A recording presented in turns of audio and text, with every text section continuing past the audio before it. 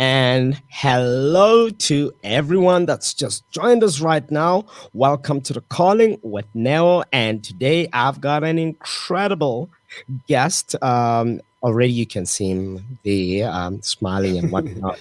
All zhuzhed up. He doesn't look like he can speak on anything on spirituality. But hey, who knows? Just might teach us a thing or two. So, welcome to episode 5 of The Calling with Neo, and we are very lucky to have Litha Booi, otherwise known around the spiritual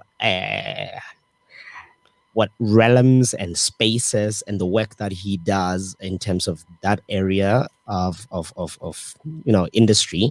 He is known as Inzalayelanga. Sometimes he's Ugogo Inzalayelanga, and sometimes he's Mkulu Inzalayelanga. So but, actually that's completely wrong. I mean, that's like it's Mkulu Inzalayelanga and Gogo Nkwenkwezi, which is quite ironic, Yeah. Very ironic. It's like, I've always wondered where these names come from, and why the need to be called Gogo Nomkulu. Do you know anything about that? Perhaps let's start it off there, because for me that always fascinates me. It's kind of weird to be called a Gogo Nomkulu at times, It's like I'm having such a time myself, to be honest with you. I remember a few times when ngise Petreni or Sise Petreni, and one of abanye abathwasayo, like my colleagues, would be like on some the Wilbo Kitanga corner, the feminine side came through. You were strutting your stuff, and you had gestures and whatnot. So can we call you Gogo for today? I'm not exactly, I cannot really tell you for sure how this comes through. But generally, people ask me, do we call you Mkulu or do we call you Gogo? And I generally respond to them by saying, whatever is comfortable with you. You feel like saying Gogo? Fine, go right ahead.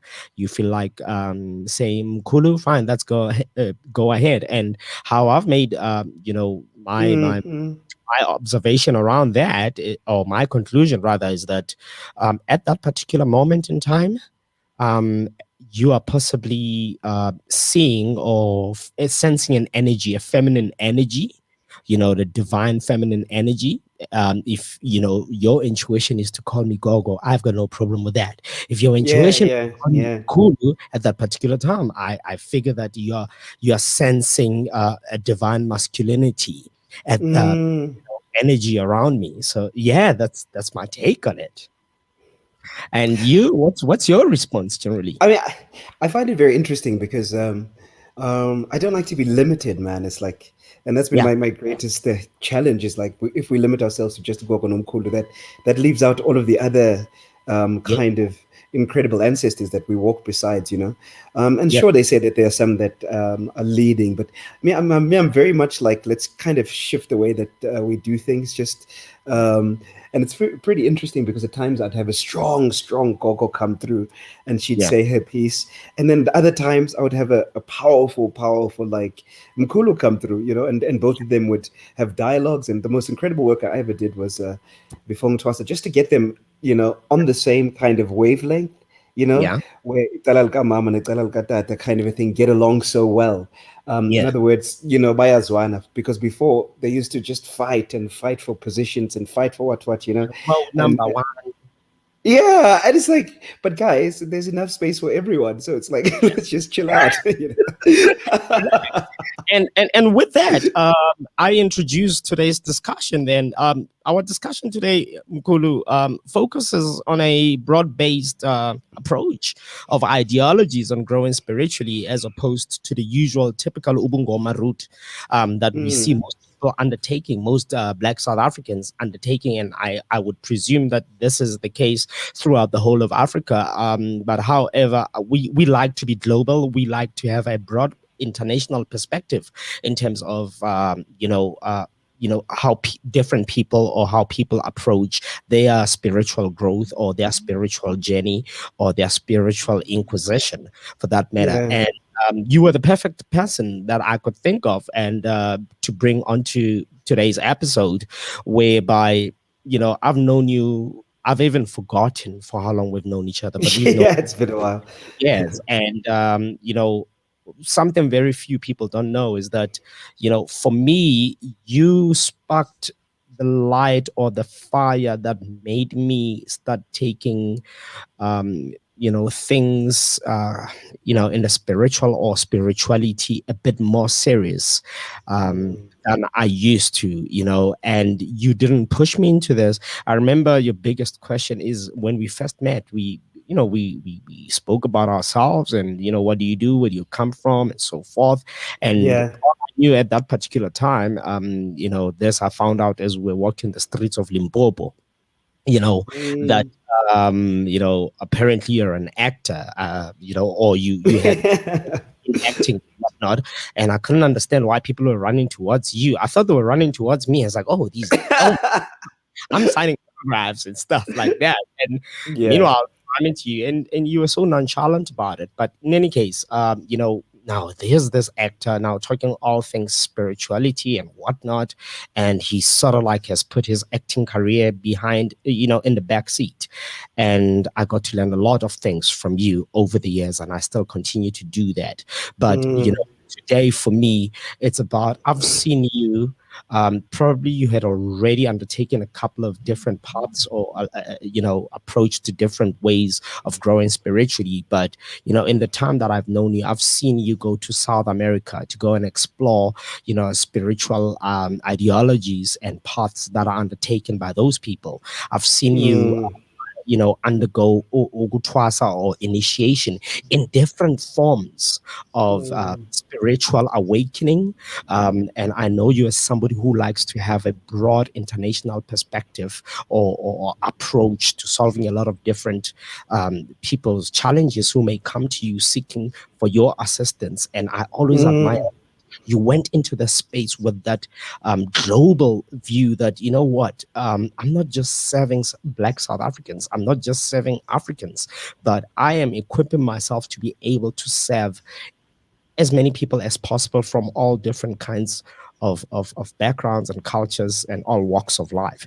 Um, Mm. so, with that said, won't you just, tell us about yourself, a little bit of history, where you come from, and, jump right into it and just share with us what you've learned or what you've been exposed to before we go into the meat of things.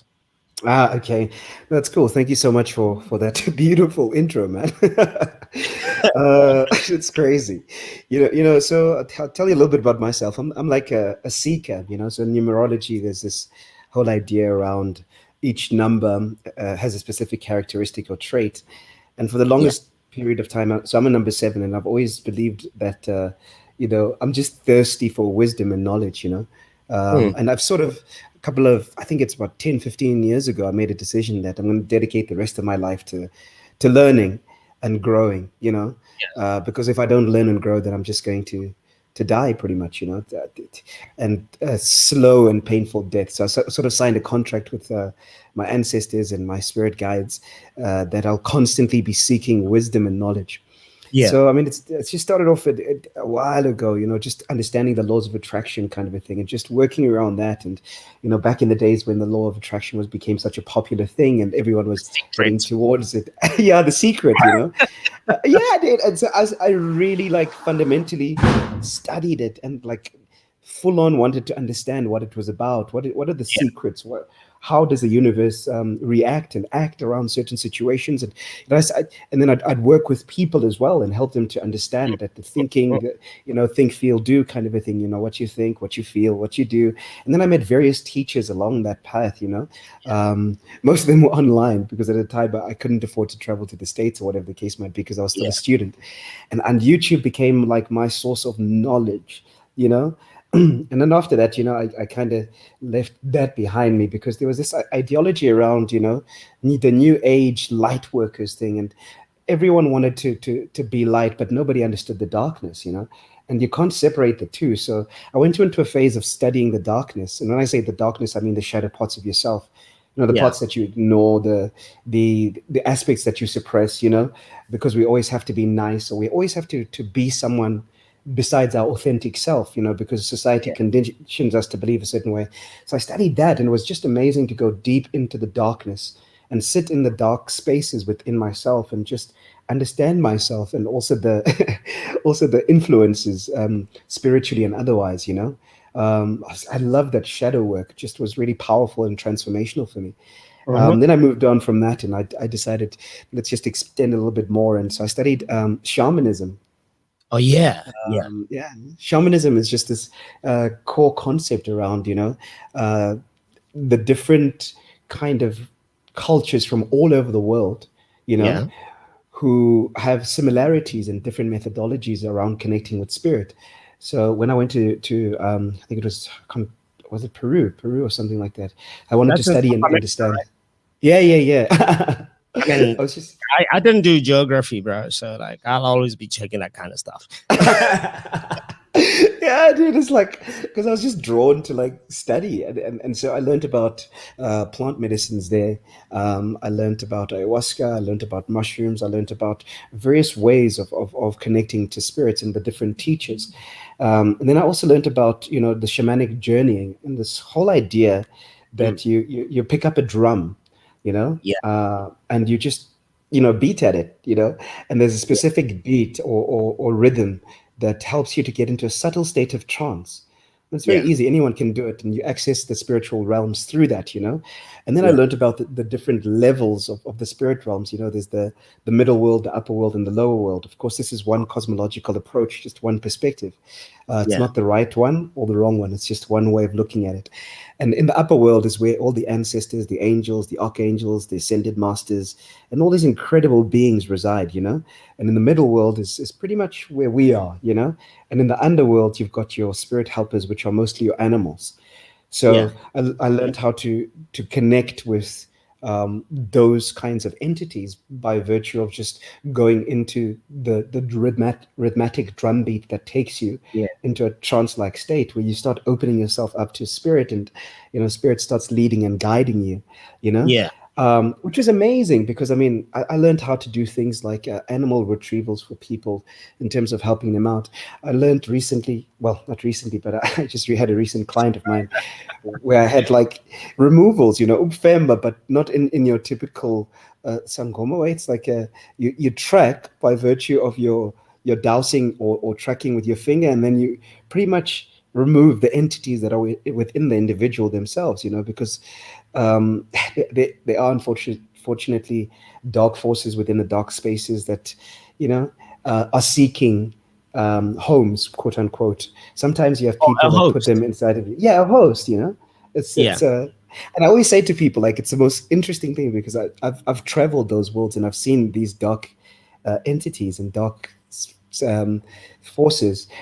Mm. It's always important to understand that you know just be compassionate towards them. you know Really? they're just Our first thought, let's be honest, our first thought is, I want to stay away from anything that's bad. I want to stay away from the yeah, evil but thing. that's why you're attracted then. It's like just I believe like there's a lot of bad and there's a lot of good, yeah, but why are you judgmental? There's these Okay. entities and beings that exist just like we are entities and beings that are just trying to survive, just like we're trying to survive on a daily basis. Even in the dark spaces they'll always find hosts within human beings whose power is very low. So Yeah. it's easy to be entered by one of these entities if your energies are low, if you're depressed or you're sad, because basically you're vulnerable and your energy field and your auric field is much more susceptible to receiving these entities in your body. So it's important that we also understand the relationship between us and all of the rest of the spirit realms. If we And don't the do that, risk then involved. yeah. And there's a risk involved for sure. It is very dangerous at times, and it is very, but I don't know. For me, I'm just like approach it with compassion because it's Yeah. just an entity trying to survive.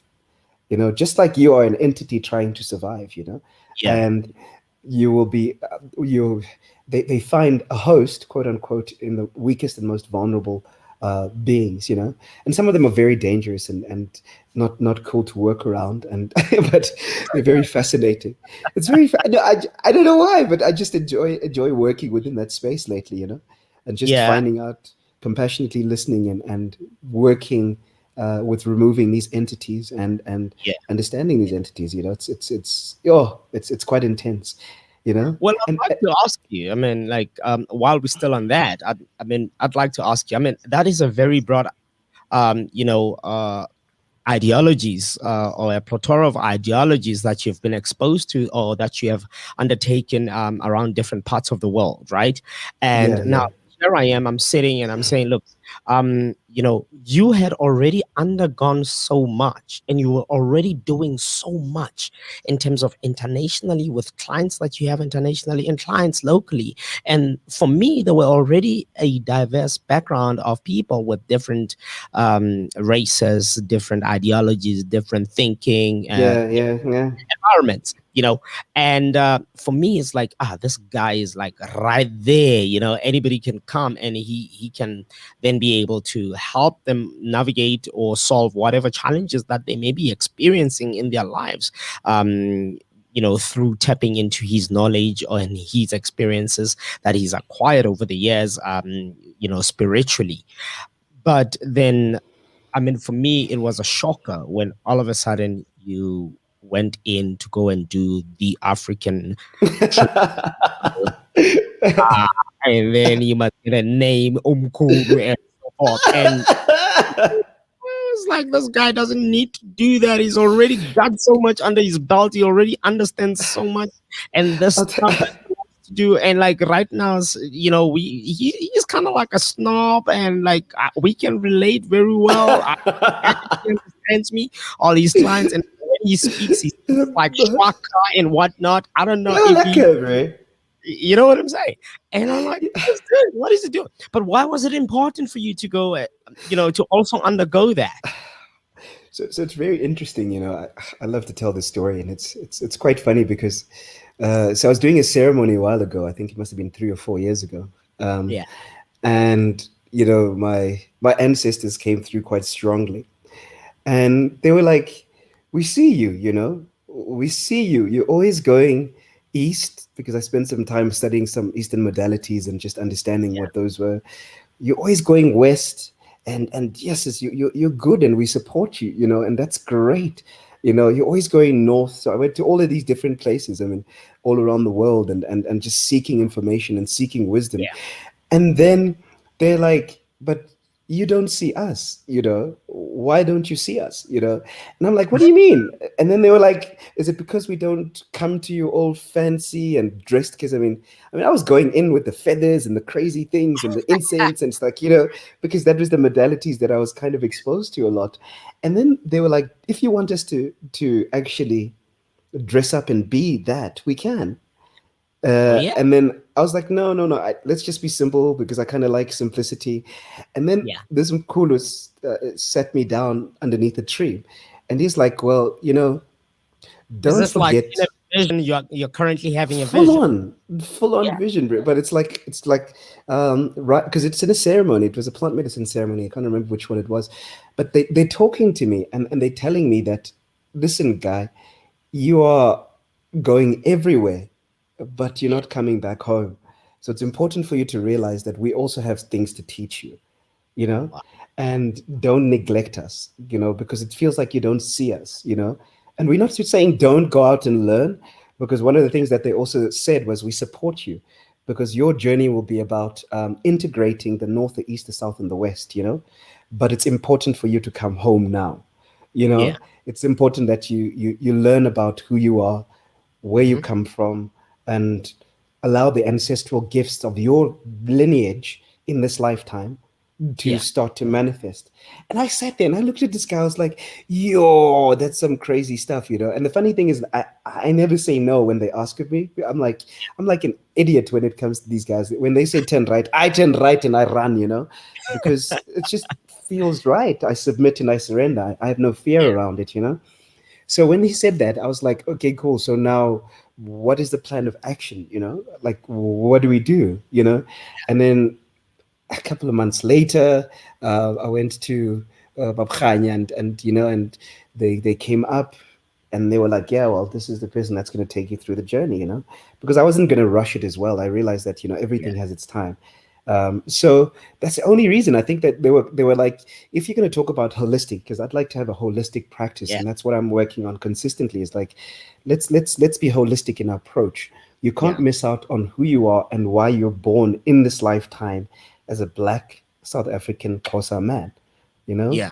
it's important to always come back home Yeah. and learn from home and accept who you are. Sure, you can still go out there. I mean, learn different modalities of connecting, teach different modalities of connecting, but there'll always be medicine that is missing within your medicine bag if you don't Yeah. do this.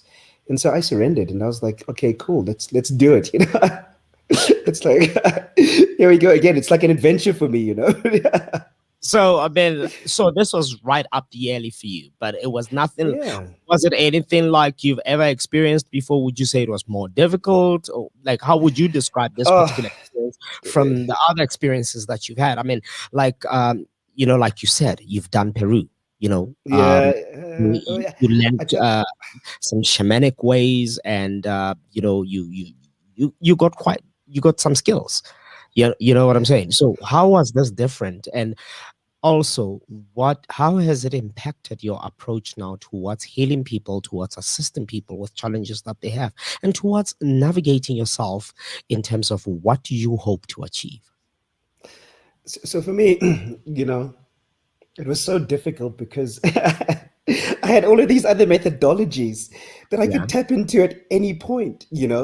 And so I was speaking to my mentor. I'm like, but how do I do this when I already know so much? I could tap into the ancestral realms and, I could just shamanic journey, or I could do visualization processes, or I could, douse, or I could, there's so many different tools that I had within my medicine bag. And Yeah. one of the things that helped me to ground myself was, Lita, you were speaking to my mentor, and she was basically saying, Lita, you have to learn to put everything away and go with a clean slate.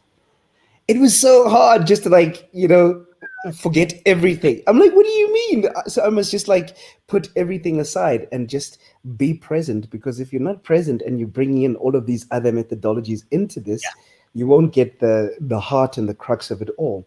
So I really, really struggled with that. I mean, it was harder for me because I had to basically shut down everything. And then I went to my guides, and I was like, okay, guys, so what do I do now? Because I mean, it's kind of crazy because I want to do this, of course, but at the same time, I've got all this knowledge and wisdom that you've given me. Oh, just And a what? quick one there.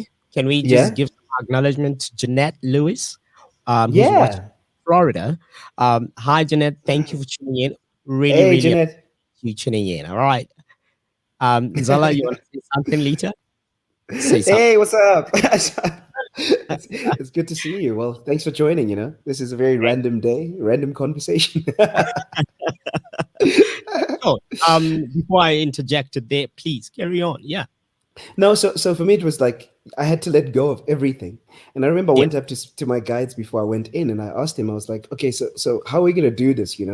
And it's almost as if they sat me down again, and they were like, okay, so what we're gonna do is we're gonna take down, you know, everything. In other words, we will remove ourselves for this period so that you Yeah. can learn to immerse yourself. Because I was working with angels and ancestral guides, and not ancestral guides, but a lot of ascended masters and all these different entities. And they were like, well, for this period, we will allow you to go through this process so that you can have a deeper understanding of the ancestral realms. You already know about it, but it's not as deep as it should be. So we want you Mm. to take the time to master this, just like you've taken the time to master our other aspects. So that was hard for me. And then I just came in there like 0, 0, 0, which was the best thing to do. And one of the hardest things to do is basically to just to remove everything and come Yeah. with an emptiness. I think most human beings have a hard time letting go of who they are, where they are, and submitting and surrendering and humbling themselves to a new process. Nah. Yeah. And So, it was crazy. So it was difficult for me because I was like, but I can do all this stuff, and I could cheat. I could just go.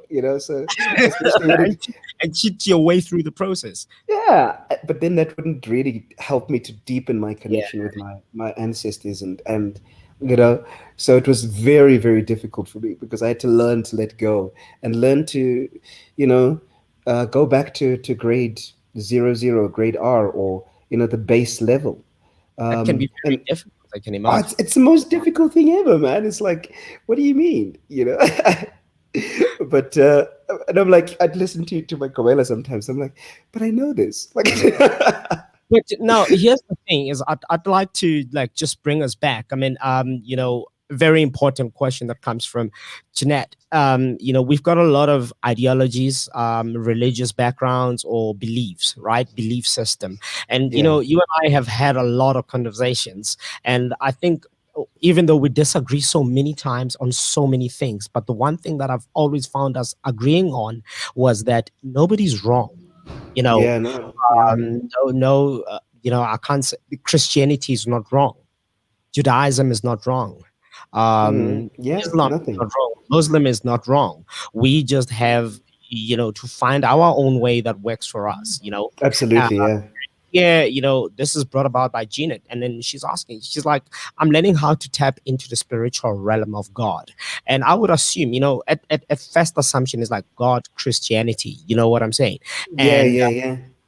we have a lot of people saying, look, I've got this thing, but I'm a Christian, but I'm seeking a deeper connection with my God, if you know what I Mm, mean. mm, mm, Find that a lot of Christians, they end up being dismayed. I'm not saying all of them, but they end up saying, you know what, I'm going to try a different religion because this one is not working, because there doesn't seem to be I cannot seem to establish a deep spiritual bond according to the ideology or according to the doctrine of the religion. you know yeah, uh, yeah. I guess maybe what I'm trying to get to, and hopefully we can assist Janet here. How would somebody who's already in a particular religion, and is not looking to leave that religion because they've found so much good in it, and the idea is not to convince anybody to leave wherever they are if they've found joy in that, but how can somebody strengthen and deepen their ability to connect at a level that feels more deeper and energetic and more consistent? Mm, mm. Can you give some advice around that? Look, for me, I always say, let's not complicate things. I like to simplify the whole spiritual, the ideology of spirituality. You want to call it religion, you want to call it whatever. The whole Yeah, idea of connecting to a higher source. yeah. Start with what you know, Mhm. and be open to receive more that will come your way. That's it. So if you started off with prayers at specific times, then Yeah, keep doing that. You can divorce yourself from the indoctrination of that specific religion because it doesn't sit well with you and well with your heart. But the yeah, methodologies that they take in terms of things like the prayer, like the fasting, like the reading the Bible, whatever it might be. If that's worked for you so far, continue yeah, doing that, but add to the prayers different ways of connecting. Different ways of being, and then you'll notice over a period of time. You'll find people that will just show up randomly that are yeah, similar to you, that had a similar journey to you, because that's just how it works. The more you deepen yourself into one form, yeah, the more, and then keep an open heart and an open mind, the more that you'll find opportunities for other ways of connecting. And then because for me, Christianity was a played a big role in my life, and I still yeah, lean into. I have no issues with that. I have no issues with that. It served me for a specific period, the way that it was done. But I still yeah, hold on to the idea of praying. I still hold on to the idea of reading the Bible because it worked for me. And I used to feel God like right there, as I was praying. It's like this deep, you know, coming downness of energy, of spirit. And I could feel angels all around me. So I'm not going to mm, let go of that, because oh, that's an imperative part of who I am. And then I'm yeah, open. Then I open myself up to other potentialities. In other words, like, are there any other ways? I would pray about yeah, it and say, please make sure that my path is, protected, led, and guided. I'm yeah, open to experience a different kind of interaction, a different kind of experience of connecting with you. mhm. Show me. And it Uh, took years sometimes, it took months yeah, sometimes, it took weeks sometimes, but just be open. but don't let No, go of what you know. That's what we do sometimes. yeah. We get so angry and we let go of what we know. Just divorce And yourself we go with from the fashion, right? doctrine. We Yeah.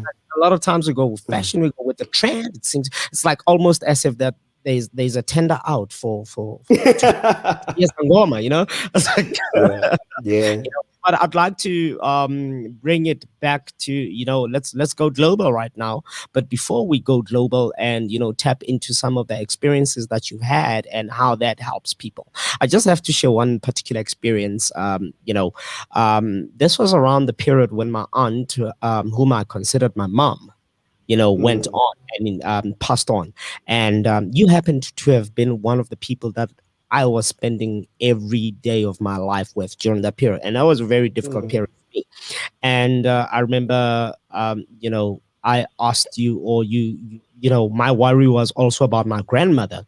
And I was like, hey, dude, I'm worried about this and so forth. And that's mm, what you told me about the work that you do for people who would like to find out whether their dearly departed ones are okay, how they are doing and so forth. And you didn't necessarily go and check up on my aunt, but what you did is you said, look, I'd go that side, give me names of dearly departed people that you'd like to get a message from or to know, and we'll see who reveals themselves to me. And mm, for me, when you came back, and I didn't give you descriptions, right? You came back and you described someone, and the person that you described was not my aunt, lo and behold. But I looked at the description and I was like, and there was one particular thing that you mentioned about, when you were describing this person that you came across, yeah, who's yeah. my family lineage. And there was one particular thing that was unique to her, right?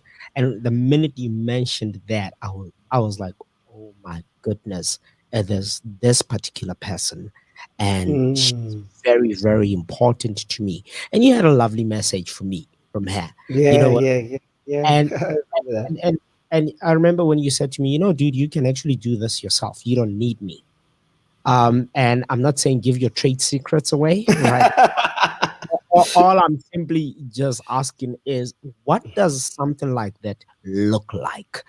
Exactly what are you exactly doing? To be able to tap in like that, and technology is so advanced. I always say that there's nothing under the sun that is going to impress black knowledge, because we've been having it as Africans Mm, in terms of, mm, you talk about communicating now. Technology is all about communication, among other things, but the biggest breakthroughs have been around being able to call anywhere around the world at any given time. And I'm like, absolutely, yeah.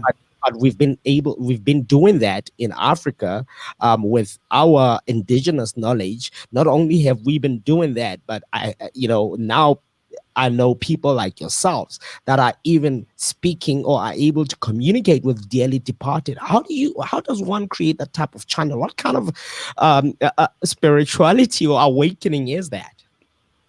So I mean, in my learnings, I've found that there's two methodologies, right? And I mean, we could do it at any moment, and it's easy for me to say maybe because I've been working at it for a very long period of time. So Yeah. there's one way where I, as the healer, would go in and do it for you, and I would just basically tap into my spirit guides and my helpers. I'd find the people within the spirit realms, because you can. I've learned how to traverse from between the different worlds, quite swiftly, by virtue of just connecting with intention and finding a way to connect with my guides. And when I'm with my guides, then I ask them to help me to explore, to find a specific person so that we can see where they are, what's happening with them. Are they at a good space? Have they crossed over towards the ancestral realms or not, Mm, and if they haven't, then we can help them to cross over at the same time, So that's something that I was quite passionate about, just to help mm, the dearly departed to cross over. yeah, Um, and then the second methodology is where I just facilitate. Um, I hold space for you to yeah, discover your own kind of way of connecting with your people. I mean, the reality is spirit is always there, you know. I mean, they're always there. I always used to say a couple of years ago, it's like if only you knew the power you have that is backing you, and if only you knew how to tap into it so that you could achieve more, do more, and be more, you know, Yeah. consistently. Because we've got angels, we've got, I mean, ascended masters, we've got ancestors, we've got a whole range of spiritual beings and entities that are with us and for us, but we haven't learned how to connect and communicate. Um, I mean, and it's a simple process. It's just learning to meditate and quiet your mind and Hmm. putting out an intention out there and calling them. But you have to call them in first. So you invoke them by virtue of just doing a short prayer and saying, this is my intention. I'm calling upon you, so and so. I'd like to connect. But it's also dangerous to sometimes do it on your own because you don't know whether they've crossed over or not crossed over. You know, so it's always good What's at the. the danger in that? Like, when you say it's also dangerous to do it by yourself, would you need somebody else to be alongside you? And what could be the danger if they have not crossed over, or if they have crossed over? Where is the danger?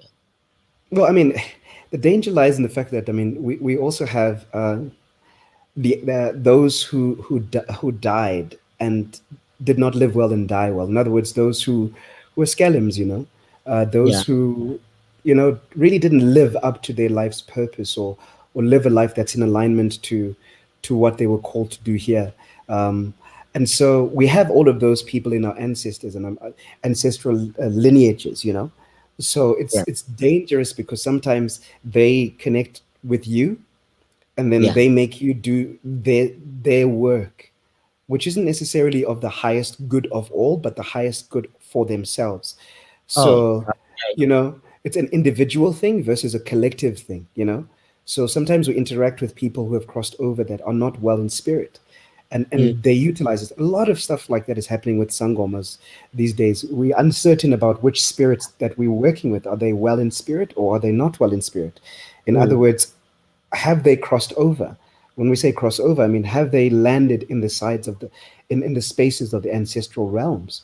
You know, are they helping spirits or are they wandering spirits? You know, mm, I don't like the term ghost, yeah, but the Western perspective would call it a ghost. You know, but yeah. I like the term wandering spirits, and these wandering spirits are troublesome because all they want is to serve themselves. You Mm, know, mm, mm, and mm. that's dangerous because you could end up doing a lot of crazy things. I mean, that's possession work and hectic. Yeah, no, I've seen quite hectic stuff with some clients of mine Yeah. around that aspect. So it's always important just to be guided at times until you develop a strong enough Mm, relationship, a discernment with the right ancestor. You know, ancestral helping spirit. Don't go for the ancestors, go for the ancestral helping spirits, those who've lived well, died well, and have crossed over so that they can bring forth into your life all I that you get. require. You understand what I'm saying? So it's not that easy, but you can always just start off at home right now, just meditating and inviting the spirit around you. And then you learn about your intuitive language, you know, because we all have an intuitive language or spirit language that we connect and communicate with, you know. In other Yeah. words, so what happens is that some of us are clairvoyant, some of us see, some of us hear, some of us feel, some of us just have a knowing. Like if I had to mention a spirit, you know, I like Mm. that. I call it invite my ancestors, specifically call on the Yeah, good that's ones, Mom the ones Kitty, that. Mofokeng. Hi, Mom Kitty, Mofokeng, Hey, and thank monkey.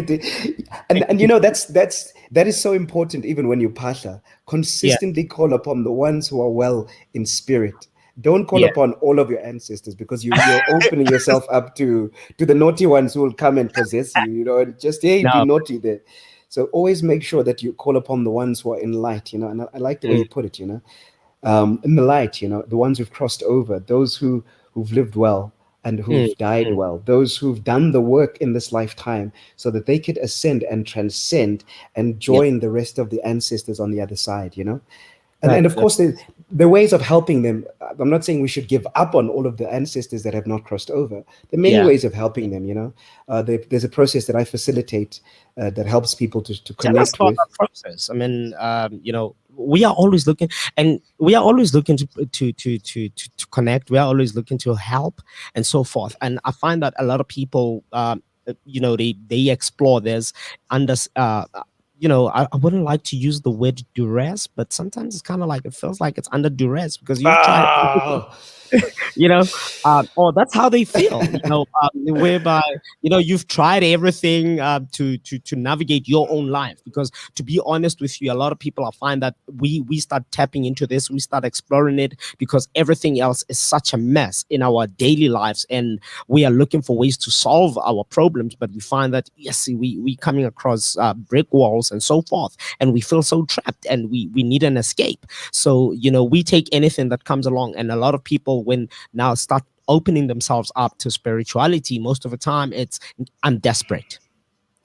so you see that's a problem. I mean, so this is my greatest challenge with most of the clients that I work with and most of the people that I have conversations with. Yeah. We are so transactional when it comes to the ancestors and not transformational. What we need to start being more of is transformational. Why must I go to them when I'm in trouble? I mean, Mm, what about them on the other side? They also have their own challenges, and it's like we have to build better relationships and better understanding. You know, yeah. it's always we go to them when we want something. It's never we just go to them to help them to get to a better space. You know, like I said, we need to help the ones that are not well as well in spirit to cross over.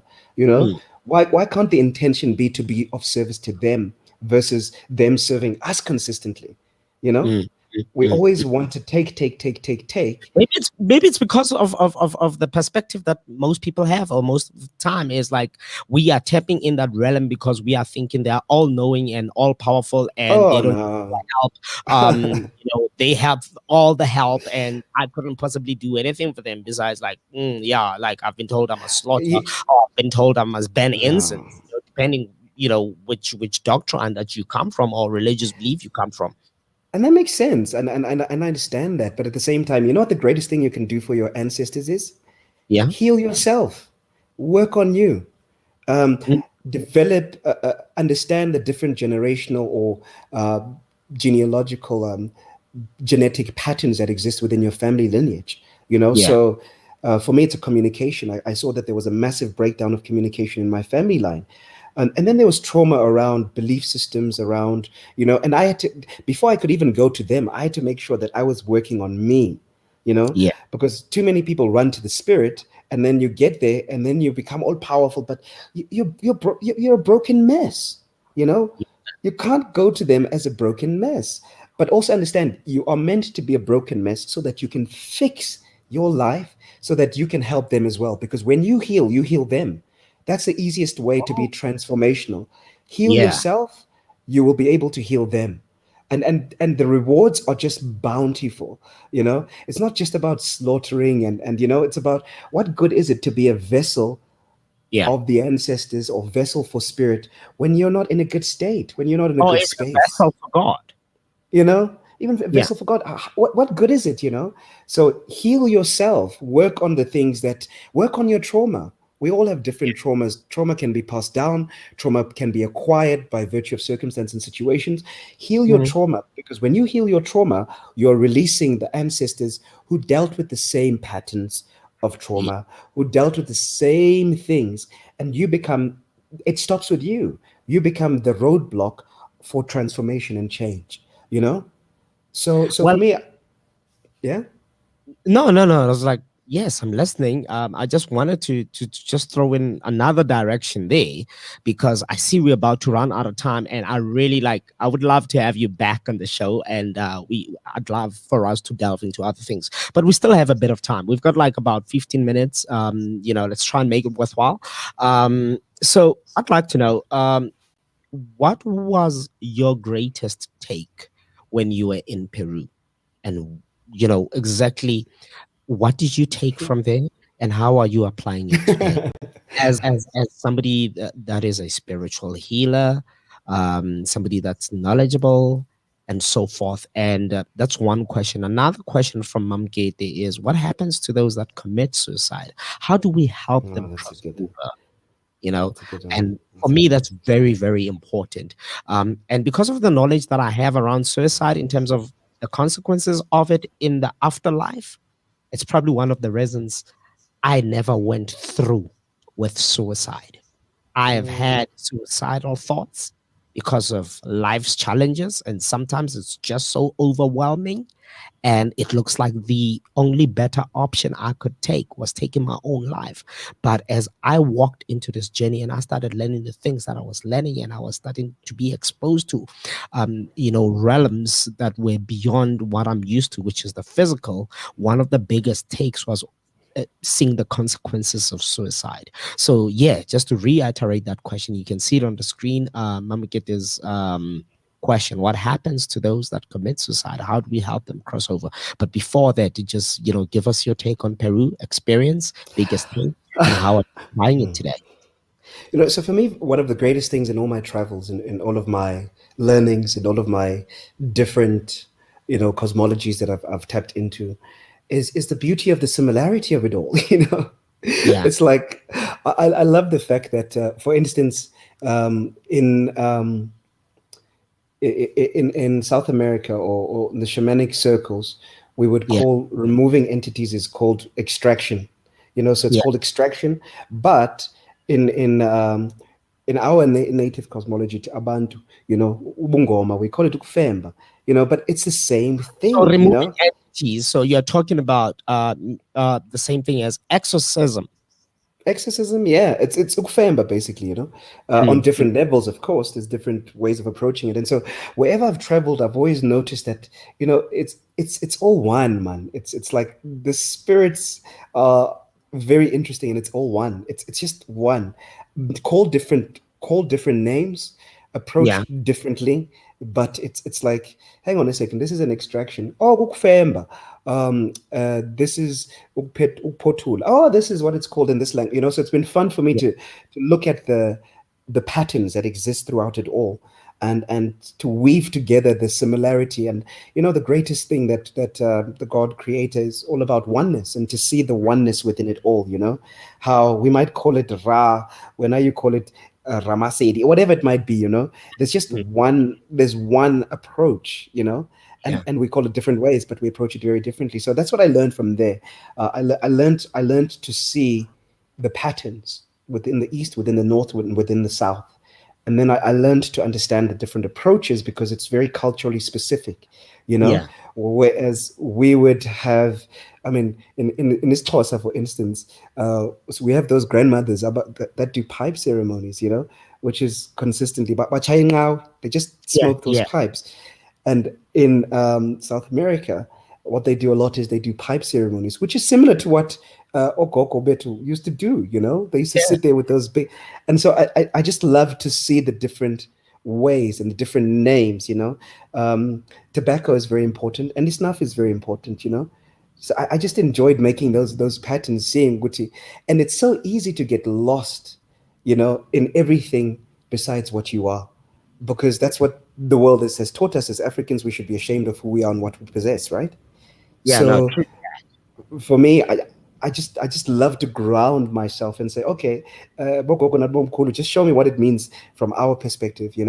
What Yeah. what does that look like to help spirits to cross over, from our approach, and what were the ways that you guys used, Mm, because I can do it in this cosmological approach, but what about yeah. our cosmological approach, and what do we do there, and what does that look like? And so constantly having dialogue with my ancestors, and they show me now that everything that I've ever done is to Yeah. lead me to this point. Number one, and number two, there's beauty and similarity and synchronicity within all of the different approaches. Okay, I So that, get you. that was a big one for me. Wow. And then Um, moving on, moving on to yeah. the question. Now moving on to Mama Gate, right? Because I don't want to miss anything really. Mama Gate asked a very pertinent question. What happens when what happens to, let's just put it across the screen so that our, viewers can see them. What happens to those that commit suicide? How do we help them cross over? Can we even help them? So for me, whenever I've gone into in those spaces, and tried to help people that have committed suicide, or helped people that have died in a very tragic manner. So what happens is that you get stuck, in the middle world, or in the between spaces. Yeah, Unfortunately, you in your mind would relive a pattern consistently on the other side, of course. yeah, So you'd be, because your vibrational energy was so low by the time that you crossed over, you couldn't meet up with your guides, you couldn't Mm, meet up with your ancestral helping spirits, because you just couldn't see them, because you were in this fear state or panic state or sad state. Because when we want to cross over, we want to be in a high vibration, high frequency, so that we may be able to connect with our mm, guides who are waiting to help us to navigate that space on the other side, yeah. right? So I've seen a couple of people who've committed suicide on the other side, and when I made contact, there was this utter violent streak within them, Mm, where, because they still have free will as well, on the other side, there was this utter violent streak within them that it didn't feel safe for me to help them just yet. So all I yeah. could do is ask my ancestral guides to speak to their ancestral guides, Mm, or their guides, to help them to walk out of the space. And you leave the door open.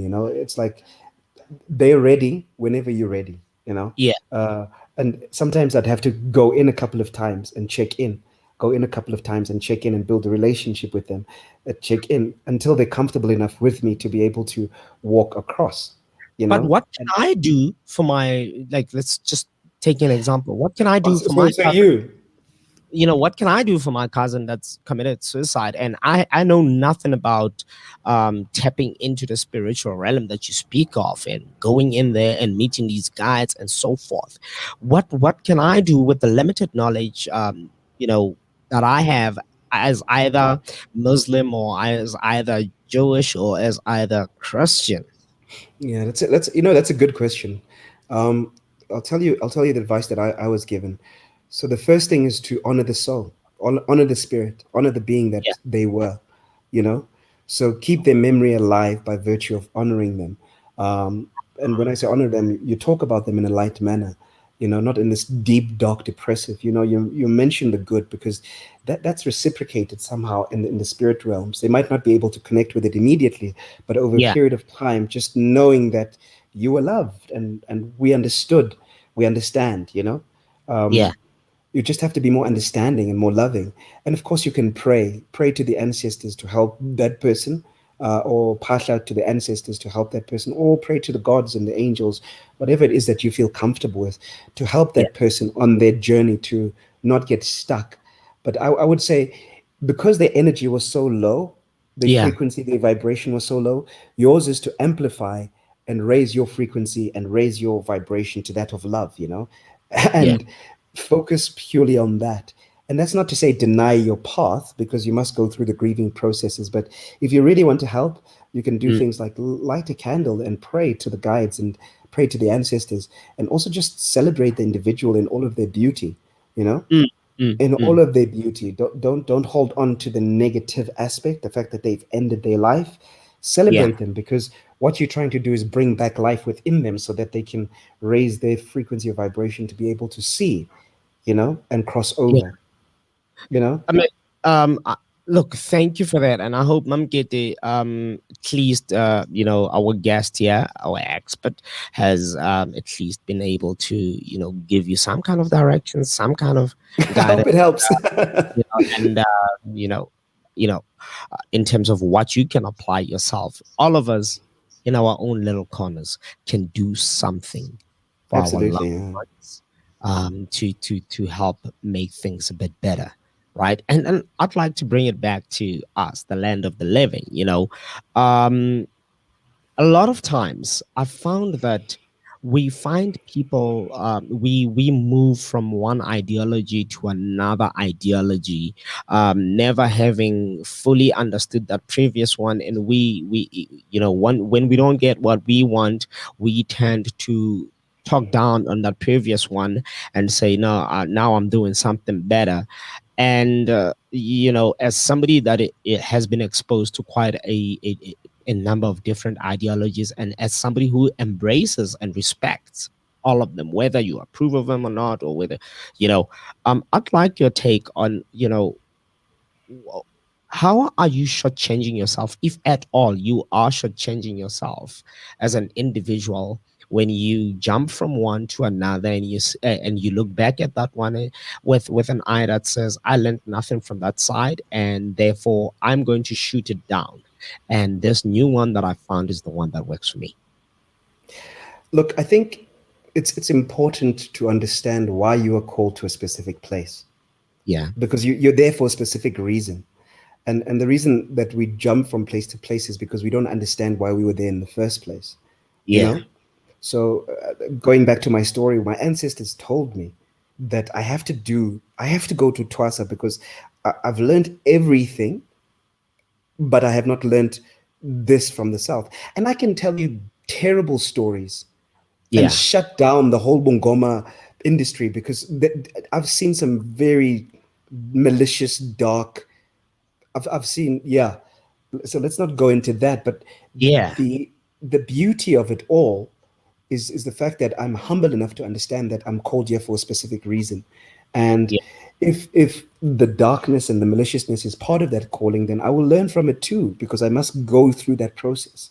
And and this is not where I'm going to stay, or this is not where you should this is stay. not my Sometimes it final is. destination. Yeah, sometimes it is, and it's okay to only focus on one methodology and stick with that for the rest of your life. There are people like that, and they master it beautifully. Yeah, Um, but for me, humble yourself, don't judge, because the moment you judge just because you had a bad experience, you're yeah, missing the lesson that that entire process is trying to teach you, because that's the lesson that maybe you were meant to get. You're meant to yeah, learn about how to change the way that things operate within the Bungoma fraternity, or how mm, to use Christianity in a means where it's relatable to younger people, because I don't relate to this old man who's 75 years old that's telling me stuff, you know? yeah, absolutely. And now tell me So something. Just before we let you go, we literally are almost out of time. But real quick, tell us how we can get in touch with you. What projects are you currently working on? Do you have any? I know you do ceremonies. You go and you cleanse office buildings. You cleanse people's homes, yeah. and you work with a lot of different clients that come to you for assistance. But like, can you just tell us how to get a hold of you? The way we should get a hold of you, and any advice that you can give us, like, so we are better human beings. Yeah. So I mean, I've got a website. It's Litha Booi, www.lithabooi.com. Yeah, You can have a look at that, and on Facebook and on Instagram, it's at Litha Booi as well. That's Litha yeah, Booi. Um, so I mean, the last bit of advice. I mean, this is a concept that I've been working on for the longest period of time, because my ancestors are like, "Hey, dude, let's just change the way things are done." yeah, Um, my invitation to you all is just to decolonize your relationship with your ancestors. Don't deco- make it so decolonize it. Like, just remove all of this heaviness that's attached to it, and yeah, approach them as though they're just people sitting across the table from you, and ask them questions, and they'll ask of you too. Like me yeah, and you right now, we've had an hour's conversation. Why yeah. can't you just have an hour's conversation with your ancestors without the seriousness, and just make it light, and listen? Mm, mm, mm, mm. So they keep saying to me that we've got to find different ways of relating to them, because at the Okay. current moment we relate to them in a very indoctrinated one way system, which is highly transactional. My life is messed up, I must slaughter something. Okay. Okay, and that's and then it and gets that's it. always. I don't know. And that's it, so that's not to take away the slaughtering, but what about the relationship in between? Yeah, What about the messages that they're trying to bring to you, and what about the significance of them reaching out to you? It's just to understand the messages in between, and taking those opportunities to build better relationships with our ancestors, so that we've got friends, man, not these guys that are just so inaccessible and are out there and are crazy. We should be able to call upon them like that and say, hey, Buffett, I unzim, like, I don't know what to do now, help me out. Remember no, that one time that I helped you out? Now it's your turn yeah. to help me out. A nice and informal way of being with your So ancestors. go as you are. Go as you are, brother. Don't change a thing. Yeah, Don't change a thing. Don't change a thing. But also remember, the greatest way for you to help your ancestors is to work on yourself. Heal yourself, because you heal them in the process. sit down and deal with all of the stuff that you're running away from. Your trauma, heal your trauma, because then what you do is you empower them. And the Mm. problem is that most of us want to meet. Imagine this, bro. You always have to, they always have to come down to us, Yeah. you know? So the goal should be we are meeting them where they are and creating something that's powerful and profound together, you Yeah. know? I get it. That helps them and helps us at the same time. And future generations and past generations and current generations, you know? So No, let's meet them where they are. Let's not bring them down to us the whole time. Oh, I've got a problem. Oh, my life is so hard. Oh, transactional. Let's be transformational. well, and with that, thank you for those parting words. Really, really appreciate it. I'm definitely like going to have you. Like I had so much fun. I'm definitely gonna have you again, as a guest. Hopefully next time you can even join us in the studio itself. And if Yeah. you last minute, like you have been so awesome because I like called you at like quarter to, and say, hey, dude, the guest I was supposed to have kind of like I dropped. just dropped you. you know, I hope you can come through for me. So I really appreciate that. And definitely I'd love to have you on board again as a guest. And Mom Kate also passes her regards and says, thank you. uh, Absolutely. So Siabonga, namaste. Namaste. And remember, as a listener, you were tuned into The Calling with Neo, and our guest today was Litha Booi, also known as Inzalayelanga. Some days he's Mkulu, other days he is Mkulu. And, Of course. you know, Of course, you the get that. idea of this entire show is, we are trying to talk to you who all of a sudden has this curiosity. So this is for the spiritually and culturally curious individuals. All right. Zalailanga, Litha Booi, my good Oh, we friend, give thanks. my brother, my teacher. Thank you so much. Really appreciate it. Makosi mkulu. We give Thokoza thanks. Kehla. Togoza keshala. Cool, Khuluma brother. Signing out. Cheerio, brother. Peace. Cheers.